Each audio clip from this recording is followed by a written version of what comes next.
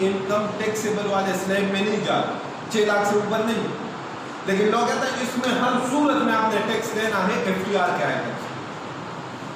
आप अगर शो पे चले जाते हो, ये जो जीतो पाकिस्तान है, और उधर आप गाड़ी जीत लेते हो ना, और आप वो फॉर एग्जाम्पल जमींदार, आपकी कोई और इनकम नहीं, तो आपको तब तक गाड़ी नहीं मिलेगी जब तक उस पर आप एडवांस टैक्स पे नहीं करो। समझ में आ रही बात? मतलब आप तो क्या, ये इनकम टैक्स नहीं होगा। समझ में आ रही बात? लोग कहता है इस पे हर सूरत टैक्स होगा, आप गरीब हो, आप अमीर हो, आपकी कोई और टैक्सेबल इनकम है या नहीं, आपका बिजनेस है, जॉब है या नहीं है, लेकिन जो आइटम FTR में फॉल कर रहे हैं, अगर यहां से आपकी इनकम अर्न की तो उस पे आप लाजमी टैक्स पे करो। समझ में आ रही बात? तो डिविडेंड FTR का आइटम है, इस पे लाजमी टैक्स पे करना है, कितने % से? अब मुझे बताएं, सीक्वेंस मुझे बताएं, अब उस पे आ फिरदौस को, मैं कंपनी हूं और मेरे फिरदौस को डिविडेंड पे करना है, तो डिविडेंड FTR का आइटम है, फिरदौस उस पे कितना % टैक्स पे करेगा? और लॉ कहता है कि ये 15% टैक्स अब्दुर्रहमान कंपनी जो है FTR मुझसे मांगेगी, फिरदौस से नहीं मांगेगी। एडवांस टैक्स का ये मतलब होता है, टैक्स विद हिल का ये मतलब होता है कि FTR मेरे पास आएगी कि जनाब आप कह रहे हो कि मैंने फिरदौस को इतना डिविडेंड पे किया है, तो उस इनकम के ऊपर फिरदौस का 15% टैक्स कहाँ है? वो किससे मांगा जाएगा? कंपनी से। किससे मांगा जाएगा? अब मैं फिरदौस को पेमेंट कर रहा हूँ, तो मैं टैक्स डिडक्ट करूंगा या नहीं करूंगा? करूंगा। अब पैसे चले गए फिरदौस के अकाउंट में आफ्टर टैक्स डिडक्शन, तो अब ज़कात कौन डिडक्ट करेगा? तो सीक्वेंस मुझे बताए, पहले टैक्स डिडक्ट हुआ होगा कि पहले ज़कात डिडक्ट हुआ होगा? टैक्स। तो अगर आप रिवर्स चले तो सबसे आखिर में क्या डिडक्ट हुआ था? ज़कात। ज़कात डिडक्ट हुआ था ना, तो इसमें ऐड करें ज़कात। कितनी अमाउंट? 62,500। ये कितना है?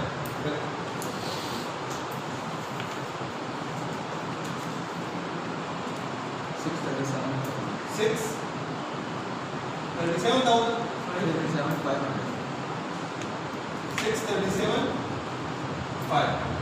अब इस अमाउंट पे क्या डिडक्ट हुआ है? टैक्स। कितना %? 15%।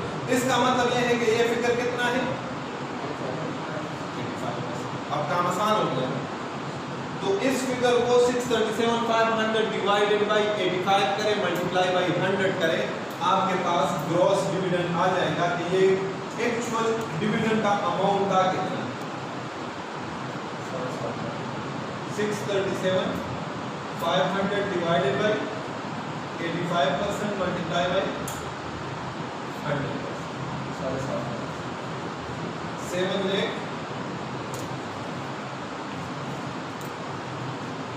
समझ में आ रही बात? हाँ भाई, क्लियर है? क्लियर है ना? ठीक हो गया। तो अब इसमें से आप निकाल सकते हो टैक्स डिडक्टेड एट सोर्स। हाँ 15%। दो तरीके, या तो इसमें से ये लिस्ट कर दो, आपके पास टैक्स की अमाउंट आ जाएगी, या इसका 15% लो, जो तरीका आपको आसान हो वो आपका क्या आ जाएगा? 750,000 में से 637,500 लेस कर दे, या फिर 750 का 15% ले, तो आपके पास क्या आ जाएगा? Tax deducted at source. कितना है? 1 लाख। इसको कहते हैं FTR स्टेटमेंट। किन दो? इन दो। ये आपका FTR स्टेटमेंट। एक ग्रॉस डिविडेंड मेंशन करना है उसमें से, और एक जितना टैक्स डिडक्ट हुआ है वो मेंशन करना है। ये जो ऊपर वाली 3 फिगर्स हैं, ये हमने ग्रॉस डिविडेंड कैलकुलेट करने के लिए ये स्टेप्स किए हैं, तो इसको भी साथ मेंशन करें, इसमें कोई खर्च नहीं। तो समझा कि FTR स्टेटमेंट की कोई भी इनकम आपने इससे पहले यहाँ तक कहीं पे ना इनकम शो करनी है अपने न्यूमेरिकल में, ना टैक्स की अमाउंट शो करनी है, उसके लिए अलग से क्या देना है? FTR। प्रैक्टिकली भी हम ये करते हैं। FTR स्टेटमेंट हम इसको इनकम टैक्स रिटर्न कहते हैं। और इसको क्या कहते हैं, इफ्तियार स्टेटमेंट। ये अलग से हम फाइल करते हैं, जमा करते हैं अगर हमारी कोई इफ्तियार इनकम हो। ये क्वेश्चन आपका कंप्लीट जी। अगला क्वेश्चन आप देखें, क्वेश्चन नंबर 17, ठीक है। क्वेश्चन नंबर 17 का रिक्वायरमेंट पढ़े। Compute the taxable income, tax liability and tax payable for the tax year 2018। Underline करें, टैक्स ईयर हमारा क्या है 2018। तो मतलब 1 जुलाई 17 से लेके 30 जून 2018 तक हमारे लिए इंफॉर्मेशन रिलेवेंट होगा, उससे आगे पीछे नहीं। जी, missus Aslam was employed with Sahal limited as a marketing manager on 30 June 2017। Underline करो, मतलब हमारे टैक्स ईयर स्टार्ट होने से एक दिन पहले। She resign from her employment with SL, मतलब जिस जगह पे जॉब कर रही थी वहां से क्या कर लिया है, रिजाइन कर लिया। On 1 जुलाई 2017, अंडरलाइन करें, she joined Hasan Pakistan limited, a quoted company. Quoted company के साथ लिख लें लिस्टेड कंपनी। ये कौन सी कंपनी होती है? हाँ, as a marketing director she has provided you the following information in respect of the tax year 2018। ठीक हो गया, टैक्स ईयर 2018 की उसने आपको इंफॉर्मेशन दी है। इन जुलाई 2017, मतलब हमारे टैक्स ईयर के पहले महीने में, she received following amounts from SL in final settlement. SL उसका कौन सा एम्प्लॉयर था, जिसके साथ रिजाइन किया था, ठीक है। तो आपको अगर याद हो तो हमने सैलरी में पढ़ा था कि एम्प्लॉयर में भी प्रेजेंट, पास्ट और फ्यूचर, याद? एम्प्लॉयर की डिफिनीशन में क्या पढ़ा था, एम्प्लॉयर में भी प्रेजेंट, पास्ट और फ्यूचर। आपको प्रेजेंट एम्प्लॉयर से बेनिफिट्स मिले, पास्ट एम्प्लॉयर से बेनिफिट मिले या फ्यूचर एम्प्लॉयर से बेनिफिट मिले, आपने रिसीट बेसिस को देखना है। जिस साल में आपको मिल रहे उसी साल में वो टैक्सेबल होंगे under the head income from sale. समझ में आ रही ना बात जी? तो ठीक है। Leave encashment amounting to ₹95,000। Leave encashment अगर आपको याद हो हमने पढ़ा था प्रॉफिट इन लीव और सैलरी। कहाँ पे पढ़ा था? लीव इनकैशमेंट क्या होता है? सालाना छुट्टियां होती है हर एक ऑर्गेनाइजेशन के। फॉर एग्जांपल CPA हमें कहे कि अब्दुलरहमान आप पूरे साल में 50 लीव से आपके लिए आप 50 छुट्टियां कर सकते हैं जब आपका दिल करे। समझ में आ रही बात?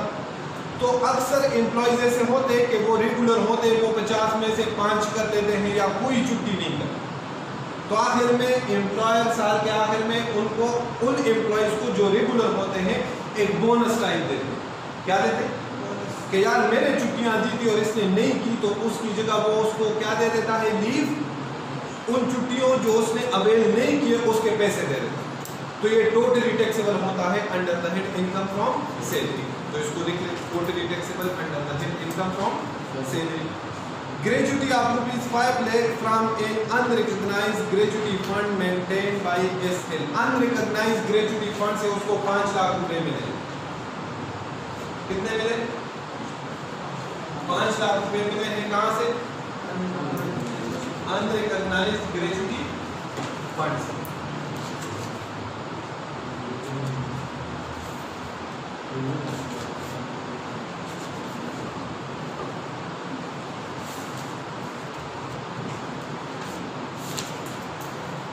ठीक हो गया जी। यहाँ पे नाम चेंज कर दें, क्या नाम है? मिसेस असलम। और टैक्स ईयर हमारा है 2018। वर्किंग वन में हम कैलकुलेट करेंगे इनकम फ्रॉम सैलरी जी। देखिए इसमें कंफ्यूज नहीं हुआ।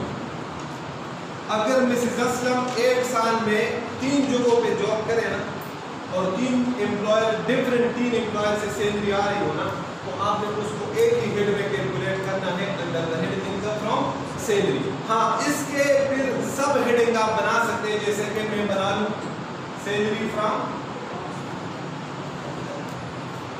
इसका नाम क्या है? SL। ठीक है, इसको मैं यहाँ पे सब हेडिंग दे दूं रुपीज। लेकिन मेन हेडिंग क्या होगा? Income from salary. तो इसमें पहले क्या आया? Leave engagement. वो मैंने आपको क्या कहा, क्या चीज है? टोटली 95,000। अगला अनअप्रूव्ड ग्रेजुएटी फंड से कितने मिले? 5 लाख। हाँ जी, इसका रूल था ना, एग्जेम्प्ट अप टू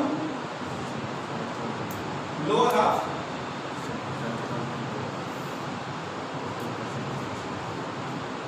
₹75,000 और 50% ऑफ द अमाउंट रिसीव। तो अमाउंट कितना रिसीव किया? 5 लाख का 50% कितना होगा? 250,000। तो इन दोनों में लोअर कौन सा है? 75,000 एग्जेम्प्ट हो जाएगा, तो कितना बच जाएगा? 4। क्लियर भाई? क्लियर है सबको? हाँ, समझ में आ रही ना बात? इसमें कोई नई बात नहीं है, ये रूल्स आपने पढ़े, थोड़ा सा आपने बस रिवाइज करना है। समझ में आ रही ना बस जी। अगला क्या है? Reimbursement of ₹1 lakh against a health insurance policy. The insurance claim was lodged by SL on behalf of Mrs. Aslam in January 2017. यहाँ पे आपने थोड़ा सा कॉमन सेंस, मेडिकल फैसिलिटी क्या चीज है? अब क्वेश्चन ये रेज होगा कि सर ये medical facility under the contract है या नॉट अंडर द कॉन्ट्रैक्ट है? आप क्या कहते हैं? हाँ? आप क्या कहते हो? अंडर द कॉन्ट्रैक्ट है, कहीं पे लिखा मेंशन नहीं, तो नॉट अंडर द कॉन्ट्रैक्ट होना चाहिए, दोनों नहीं होने चाहिए। हाँ, अंडर द कॉन्ट्रैक्ट क्यों? यहाँ पे कॉमन सेंस यूज करना है, गौर से। अगर सीपी वाले मुझे कहें कि अब्दुर्रहमान हम आपको मेडिकल फैसिलिटी प्रोवाइड करें, कौन है? सीपी, ठीक है। या दूसरा एग्जांपल, अगर सीपी वाले के साथ मेरा ऐसा कोई लेना देना नहीं कि मेडिकल फैसिलिटी हम प्रोवाइड करेंगे, मतलब हमारे कॉन्ट्रैक्ट में कहीं पे डिसाइड नहीं हुआ, अब्दुर्रहमान एम्प्लॉय और सीपी के दरमियान ये कोई कॉन्ट्रैक्ट में डिसाइड नहीं हुआ कि हम मेडिकल फैसिलिटी प्रोवाइड करें। समझ में आई बात? तो क्या सीपी मेरा हेल्थ इंश्योरेंस लेगा किसी हॉस्पिटल से? फिर सीपी को क्या पड़ा है? सीपी का मेरे साथ कोई प्रॉमिस है ही नहीं मेडिकल फैसिलिटी प्रोवाइड करने का, तो मेरा इंश्योरेंस क्यों करेगा? हेल्थ इंश्योरेंस नहीं करेगा ना। सीपी मेरा हेल्थ इंश्योरेंस कब करेगा एम्प्लॉय का? जब सीपी का मेरे साथ कॉन्ट्रैक्ट में ये एग्री हो चुका हो अंडर द कॉन्ट्रैक्ट कि अब्दुर्रहमान मैं आपको मेडिकल फैसिलिटी प्रोवाइड करूंगा, तो तब सीपी सोचेगा कि यार अब्दुर्रहमान की हेल्थ इंश्योरेंस क्यों ना लूं। समझ में आ रही बात? तो इधर ये कौन सा है? मेडिकल फैसिलिटी अंडर द, तो इस पे क्या लिखना है? नोट। एग्जेम्प्ट होगा, टोटली एग्जेम्प्ट। क्या लिखना है? नोट। नोट में क्या लिखोगे?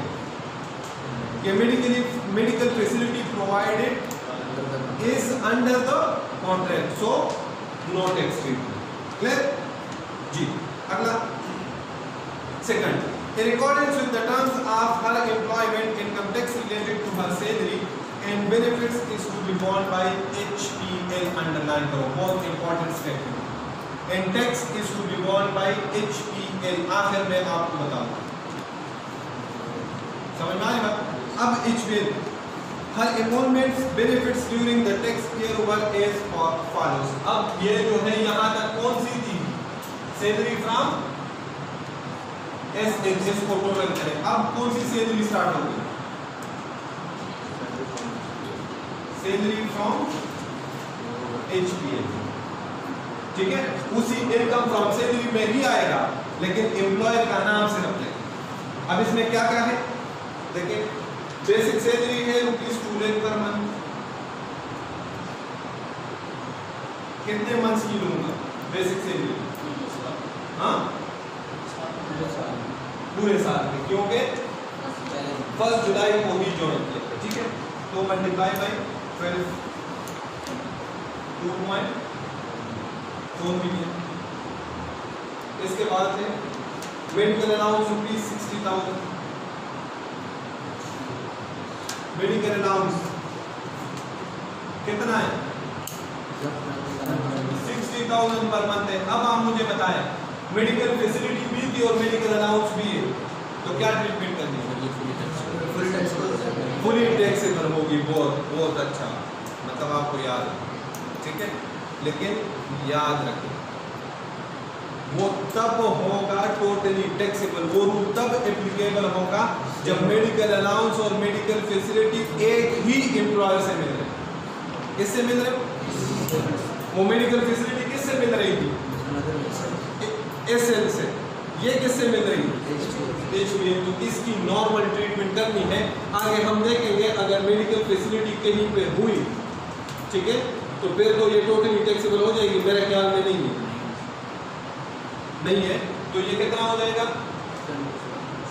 7,20,000। नॉर्मल रूल करना है, less exempt up to 10% of basic salary. Basic salary HPL से कितनी? 240,000। ये कितना बचा?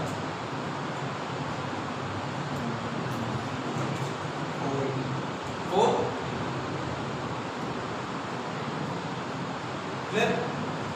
जी अगला जी, मेडिकल फैसिलिटी और दोनों देना होगा,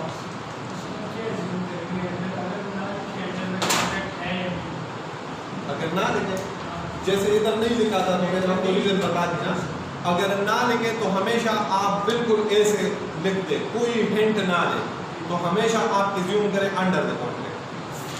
समझ में आ रही बात? मतलब आपने कोई ट्रीटमेंट नहीं। जीए कितना है? 480। अगला क्या है? अगला है rent free accommodation with annual living value of ₹480,000। Accommodation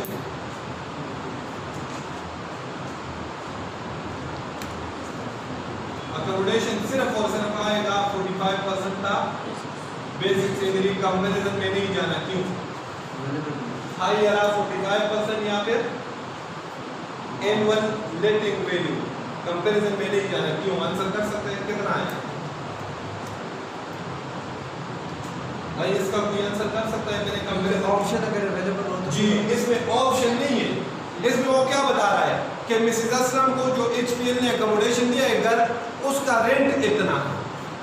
तो इसमें कहीं पे ये ऑप्शन है कि मिसेस असलम को कि आप अकोमोडेशन ले या हमसे इतने पैसे, ये ऑप्शन नहीं दिया। तो इसलिए हम सिर्फ और सिर्फ क्या लेंगे? 45% ऑफ बेसिक सैलरी। कितना है? 10 लाख।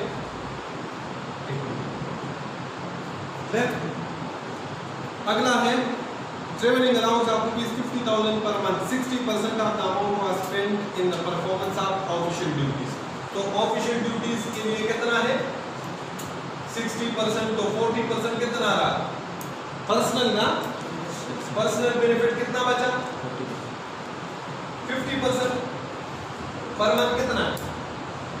पर मंथ है 50,000 मल्टीप्लाई बाई 12 इंटू 40%। कितना है? 240,000। जी आगे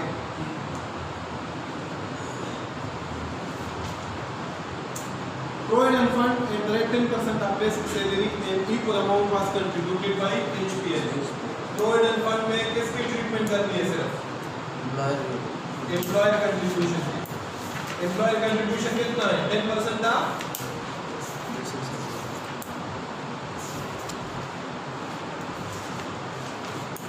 10% ऑफ बेसिक सैलरी। तो 2.4 मिलियन का 10% देने कितना है? 240,000 less exempt up to low allow. अब देखें ना, बहुत सारी चीजें पिछले वाले क्वेश्चंस की आ रही है ना जी। कितना है? ₹150,000 और 1/10 of basic salary plus dearness allowance. तो बेसिक सैलरी है, डेयरनेस अलाउंस कितना? नहीं है। लोअर कौन सा है दोनों में? 150,000 ना, वो लेस करने कितना बचा? ये एम्प्लॉयर कंट्रीब्यूशन से 90,000। भाई क्लियर है जी। आगे Under an employee share scheme, Mrs. Aslam was awarded 5,000 shares in HPL on 1st January 2018. Underline. कितने shares? Under the scheme, she was not allowed to sell the shares up to 31st March 2018. 2 महीनों के लिए क्या था? Restriction था 3 महीनों के लिए. He sold all the shares in HPL on 1st May 2018. जब restriction खत्म हो गया तो उसने सारे शेयर्स सेल कर दिए। Fair value of the shares on the above dates was as follows: ₹20 per share on 1st January 2018, ₹28 per share on 31st March 2018, ₹32 per share on 1st May 2018। ठीक है,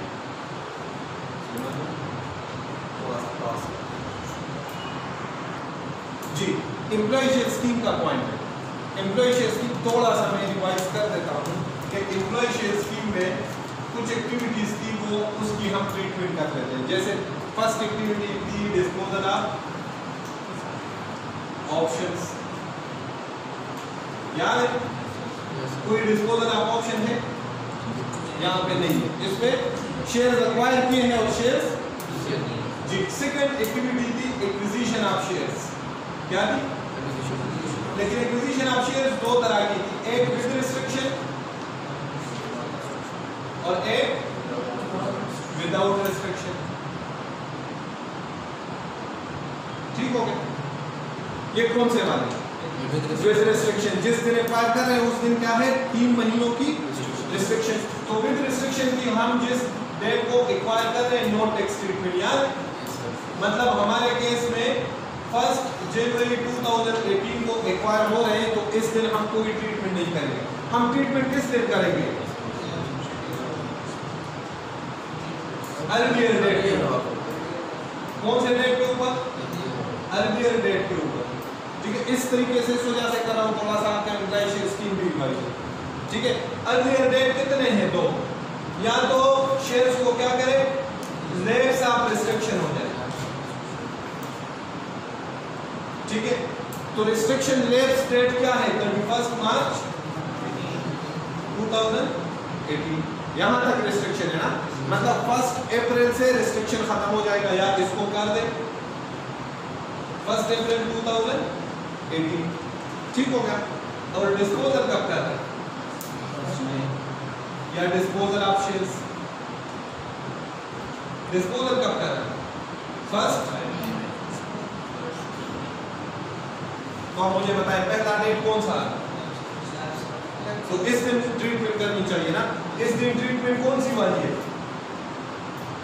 सेम यही वाली है, एक्विजिशन विदाउट रिस्ट्रिक्शन वाली। तो formula क्या था? Fair market value देके 1 अप्रैल या 31 मार्च को फेयर मार्केट वैल्यू केवल होगी कितनी? लेस टोटल कॉस्ट जी। तो फेयर मार्केट वैल्यू इस दिन क्या है? 28। कितने शेयर है? 5000। और कॉस्ट कितनी है? स्टार्ट में पढ़ ले अवॉर्डेड। अवॉर्डेड का मतलब होता है फ्री ऑफ कॉस्ट। तो कॉस्ट क्या है? तो ये कितना है? 140,000। भाई कितना है? 140,000। 140,000 कहां पे टैक्सेबल होगा? Under the head income from clear. यहां से लेके ये काम आपने यहां पे करना। अच्छा, इसको मैं यहां पे ले आऊं, इससे अनवर्ड यहां पे ले आता हूं। ठीक है, ये वर्किंग स्टार्ट है। फिर यहां से हम इसको रेस करें तो ये है, इसको हेडिंग आप क्या दोगे? इसके बाद यहां पे ठीक है एम्प्लॉय शेयर स्कीम क्या दोगे? एम्प्लॉय शेयर स्कीम मैंने आपको समझा दिया है। अब यहां पे मैं कर रहा हूं लेव्स ऑफ रिस्ट्रिक्शन। रिस्ट्रिक्शन कब लेव्स हो रही है वो मैंने आपको बता दिया। ठीक है, फार्मूला क्या है? Fair market value. Fair market value क्या है? 28 मल्टीप्लाई बाय 5000 कितना है? 140,000 लेस कॉस्ट। कॉस्ट कितनी है? 0। तो इनकम फ्रॉम सैलरी में इधर ले आओगे यहाँ, कितना आ जाएगा? ठीक हो गया भाई, क्लियर? हाँ, ये 140,000 इनकम फ्रॉम सैलरी में क्या हो जाएगा? ऐड हो जाएगा। अगला क्या? ये जो रह गया थोड़ा करते हैं कि लेक्चर में था ना, यहाँ से हैंग हो रहा था, तो ये विदाउट रिस्ट्रिक्शन से जो है ना लेक्चर हैंग हो रहा था, तो वो उससे समझ नहीं सकता। अब इसमें आ रहा हूँ ना, हाँ ये तो इसमें है ना। अब देखें, अब अगला क्या हो रहा है, यहाँ पे रिस्ट्रिक्शन लैप्स हो गया, यहाँ पे रिस्ट्रिक्शन लैप्स हो गया, लेकिन क्वेश्चन खत्म नहीं हुआ। उसने आगे कहा कि उसने वो शेयर्स क्या कर दिए? डिस्पोज कर दिए। किस डेट को? 1 मई। कब डिस्पोज कर दिए? 1 मई। देखें, ये पहली एक्टिविटी थी एम्प्लॉय शेयर स्कीम में, ये दूसरी एक्टिविटी है। जो थर्ड एक्टिविटी होती है ना, वो डिस्पोजल होती है। क्या होती है? Disposal of shares. तो डिस्पोजल ऑफ शेयर्स भी दो तरह के होते हैं, एक विद रिस्ट्रिक्शन और एक विदाउट रिस्ट्रिक्शन। ये जो असल में डिस्पोजल इधर कंपेयर कर रहे हैं ना, ये वाला डिस्पोजल, समझ में आ रही बात? अब मुझे बताएं कि मिसेस असलम जो है वो जो शेयर्स डिस्पोज ऑफ कर रही है, तो कौन से वाले? विदाउट रिस्ट्रिक्शन, क्योंकि रिस्ट्रिक्शन तो यहाँ खत्म हो गया था। तो विदाउट रिस्ट्रिक्शन का फार्मूला है सेल प्राइस और fair market value whichever is higher less total cost. ये फार्मूला। अब ये जो टोटल कॉस्ट है ना, इसको अब इधर सेल प्राइस के वाले के फेयर मार्केट वैल्यू कितनी की? हाँ, 32 की। कितने शेयर है? कितना है?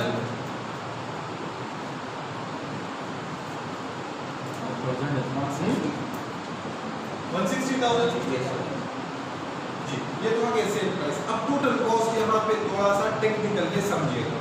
टोटल कॉस्ट यहाँ पे एक तो आ गया, टोटल कॉस्ट हमारे पास थी 0।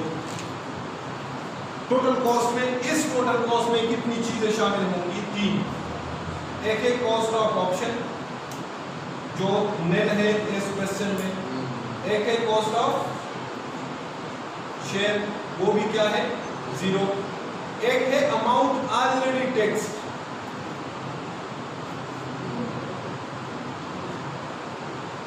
अमाउंट ऑलरेडी टैक्स कितना है? 140,000। इसको समझिए, हमने देखना है बेनिफिट। क्या देखना है? बेनिफिट। इधर गौर से सुनिएगा, ये कॉन्सेप्ट, ये अमाउंट ऑलरेडी टैक्स हम कॉस्ट में क्यों शामिल कर रहे हैं, ये समझिए। हमने कैलकुलेट करना होता है कि मिसेस असलम को नेट बेनिफिट कितना हो। समझ में आएगा कॉन्सेप्ट क्या है? नेट बेनिफिट मिसेस असलम को कितना हुआ? मिसेस असलम को ये शेयर कितने का पड़ा था?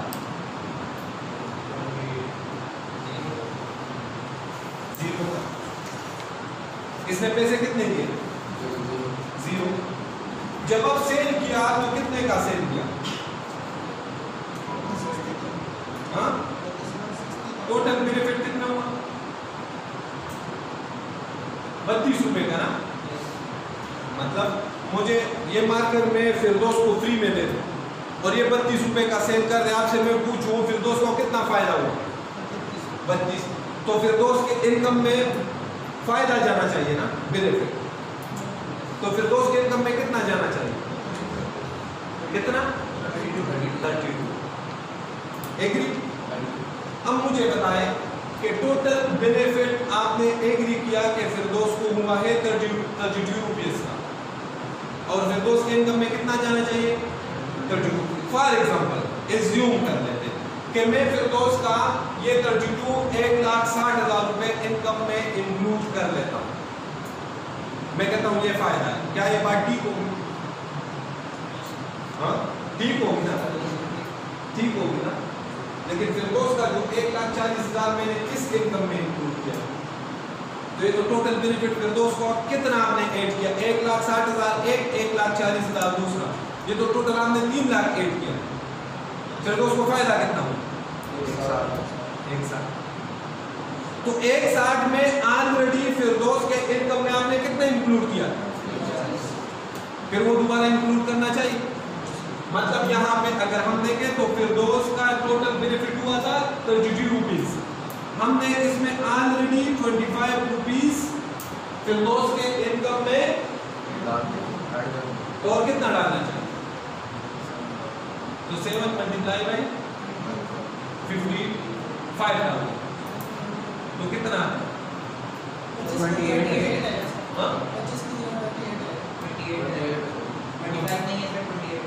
और ऑलरेडी टैक्स कितना है 28, तो कितना बेनिफिट रहता है, तो और कितना ऐड होना चाहिए, समझ में आ रही बात। तो अब देखें 160,000 और लेस कॉस्ट जो बाकी है, कॉस्ट ऑफ ऑप्शन भी नहीं है, कॉस्ट ऑफ शेयर भी नहीं है, लेकिन अमाउंट ऑलरेडी टैक्स कितना है, कितना बचा, ये इनकम फ्रॉम कैपिटल गेन, ये बेनिफिट कहां पे जाएगा, क्लासिफिकेशन में डिफरेंस है, ये इनकम फ्रॉम सैलरी नहीं होगी, ये कहां पे जाएगा, क्योंकि ये शेयर्स अब इसने बाहर सेल किए, ये बेनिफिट उसको एम्प्लॉयर से नहीं मिला, इसलिए हम इसको इनकम फ्रॉम सैलरी में एम्प्लॉयर से उसको 28 रुपए का बेनिफिट मिला था। अच्छा, इसका एक दूसरा तरीका भी है, इसका फार्मूला आप ये भी यूज कर सकते हो। फेयर मार्केट वैल्यू क्या है, 32 multiply by 5,000 less fair market value on the date जिस पे आपने ऑलरेडी इंक्लूड किया है, तो किस फेयर मार्केट वैल्यू पे ऑलरेडी इंक्लूड किया था, 28 मल्टीप्लाई बाई 5,000, आपके पास आंसर 20,000। ये कॉन्सेप्ट है भाई, क्लियर? हाँ, अच्छा, और अब विद रिस्ट्रिक्शन वाला रह गया, तो विद रिस्ट्रिक्शन वाला मतलब इससे पहले आएगा, अगर आप डिस्पोज ऑफ करते हो विद रिस्ट्रिक्शन तो लेस ऑफ रिस्ट्रिक्शन से पहले आएगा, तो इसका फार्मूला बड़ा आसान है, इसका फार्मूला है से प्राइस लेस टोटल कॉस्ट, और इस कॉस्ट में सिर्फ ये दो चीजें शामिल होंगी, cost of option and cost of share, और ये जो गेन आएगा ना, ये कहां पे जाएगा, क्लियर जी। अब बताया था इधर, बस इसको कंक्लूड करो, अब बताया था कि कोटेड कंपनी किस लिए यूज होता है, स्टार्ट में अंडरलाइन करवा लिस्टेड, तो ये इनकम फ्रॉम कैपिटल गेन है, लेकिन कौन सा, सिक्योरिटीज वाला, तो ये सेपरेट ब्लॉक ऑफ इनकम, क्या चीज है, याद है ना, इस पे सेपरेट टैक्स रेट्स, इसका सैलरी में कोई लेना देना नहीं, समझ में आ रही बात। तो ये वर्किंग, वो वर्किंग कर ले, वो वर्किंग में आप कैलकुलेट करोगे। इसके बाद क्या है, इसके बाद है ऑन 31 दिसंबर 2017, क्वेश्चन है कि क्वेश्चन में कंप्लीट कर लूं फिर नोट कर लूं। On 31 December 2017 she received a loan of ₹4 lakh from HPN, loan amount कितनी है, क्या कहां तक एग्जेम्प्ट है, 1 मिलियन तक, तो बस करने की जरूरत ही नहीं है, इसकी नो टैक्स ट्रीटमेंट, नोट लिखोगे क्या कि loan amount up to ₹1 million has no tax treatment, समझ में आ गया। She won the Best Executive Employee Award of HPN and received a laptop having a fair market value of ₹150,000। Employer से laptop मिला free में, benefit है कि नहीं, कितना, इनकम फ्रॉम सैलरी में टोटली टैक्स, ठीक है जी। अगला, an amount of ₹355,000 was received from her spouse as support payment under an agreement to live apart, non recognition rule, याद, एग्जेम्प्ट, ये अमाउंट क्या होती है, exempt.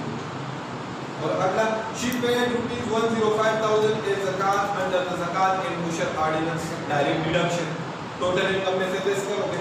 Donation of ₹70,000 was paid to an approved organization, donation कौन सा है, class 61 section 61, direct deduction है कि एवरेज रिलीफ है,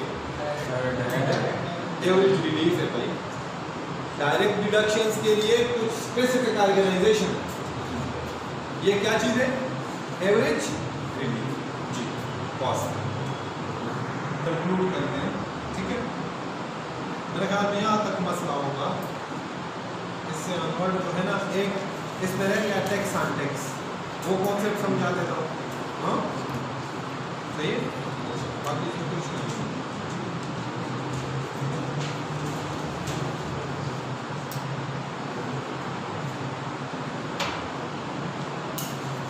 ओके जी स्टार्ट हो जी। यहाँ तक आप इसको टोटल करें, आपके पास क्या आएगा, टैक्सेबल सैलरी, ठीक है। कोई और हेड ऑफ इनकम है, वहाँ से कैपिटल गेन होगा, कैपिटल गेन कैपिटल गेन है, लेकिन वो सेपरेट ब्लॉक आते हैं, ठीक है। यहाँ तक टोटल करके ना आपके पास जो भी आया वो अब हम आगे देख लेते हैं, ठीक है। सॉल्यूशन में तो है ये वैसे जी। तो इनकम फ्रॉम सैलरी हमारे पास आ गई वर्किंग मंथ से। अभी इसको हम नहीं देख सकते, वजह जब स्टार्ट किया था एचपीएल वाला मैंने क्या अंडरलाइन करवाया, tax is to be borne by HPL. तो tax to be borne by HPL इसका क्या मतलब था, टैक्स ऑन टैक्स, याद है टैक्स बेनिफिट। तो टैक्स बेनिफिट के लिए मैंने आपको 3 स्टेप्स बताए थे, याद है? हाँ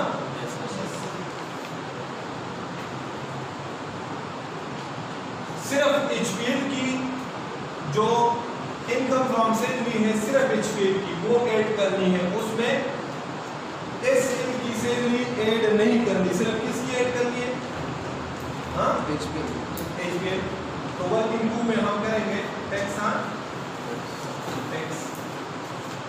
अभी वर्किंग 2 आप इसको, मेरे पास स्पेस नहीं था ना, अभी आप इसको टोटल नहीं करेंगे, 140,000 तक तो टोटल करें, लेकिन वर्किंग में अभी एम्प्लॉय शेयर स्कीम के बाद आपने लिखना है एड टैक्स बेनिफिट।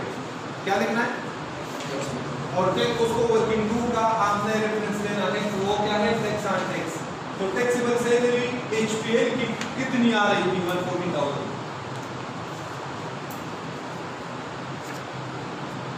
हाँ एचपीएल तक सिर्फ एचपीएल की सैलरी कितनी आ रही थी बताएं, 45,80,000। हाँ ये आ रही थी जी। अब इस पे टैक्स कैलकुलेट करें, मैंने आपको कहा था हमेशा टैक्स ऑन टैक्स कौन से रेट्स में देखना है, हाँ सैलरी रेट, समझ में आ रही बात, हमेशा कौन से रेट्स में देखना है, टैक्स ऑन रुपीस 45,80,000 कितना टैक्स आ रहा है, कौन से स्टेप में देखें, 4 मिलियन वाले, हाँ 3.5, तो 3.5 मिलियन पे कितना टैक्स है,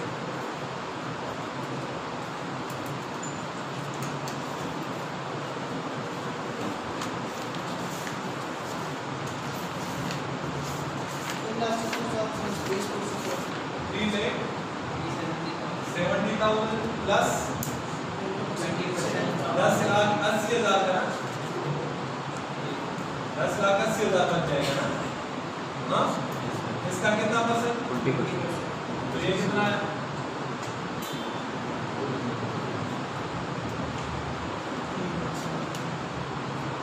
अच्छा जितना भी आया इधर देखो, ये आ गया आपका टैक्स, क्या आ गया टैक्स। स्टेप 2 में क्या करोगे, टैक्सेबल सैलरी वही अमाउंट लिखोगे, ठीक हो गया, और इसमें ऐड कर दोगे ये वाला टैक्स अमाउंट, ठीक है। आपके पास ये जो नेट फिगर आया ना, अब इस पे टैक्स कैलकुलेट कर दो, सैलरी रेट्स में जो टैक्स आया थर्ड स्टेप में वो फिर इसमें ऐड कर, थर्ड स्टेप में जो टैक्स आया वो ऐड कर दोगे 140,000 के बाद वर्किंग 2 में टैक्स में, ठीक है। तो आपके पास आ गई इनकम फ्रॉम सैलरी। अब टोटल करोगे इनकम फ्रॉम सैलरी, इसके बाद क्या जाएगा, टोटल इनकम, हाँ टोटल इनकम में से लेस कर दोगे ज़कात क्या आ जाएगा, टैक्सेबल इनकम और सैलरी दोनों मेरे ख्याल में ज्यादा होंगे। ये क्या आ जाएगा आपके पास, सैलरी, क्योंकि कोई और हेड ऑफ इनकम है ही नहीं, सारी की सारी इनकम कौन सी है, सैलरी है ना। समझ में आ रहा है, ये आपके पास टैक्सेबल इनकम आ गई। अब सैलरी रेट्स में देख लोगे टैक्स ऑन रुपीज, ये ठीक हो गया। हाँ भाई क्लियर है, समझ में आ रही बात। हाँ अब इसमें ये कर दिया, यहां पे लिस्ट कर दोगे एवरेज रिलीफ।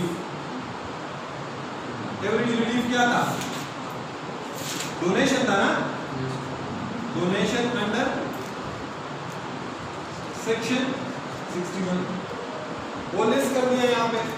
ये आपके पास for example a tax liability आ गई, ये जो बी है ये डोनेशन आ गया, ये लिस्ट कर दिया। यहाँ पे ऐड कर दोगे, add tax on separate block of income,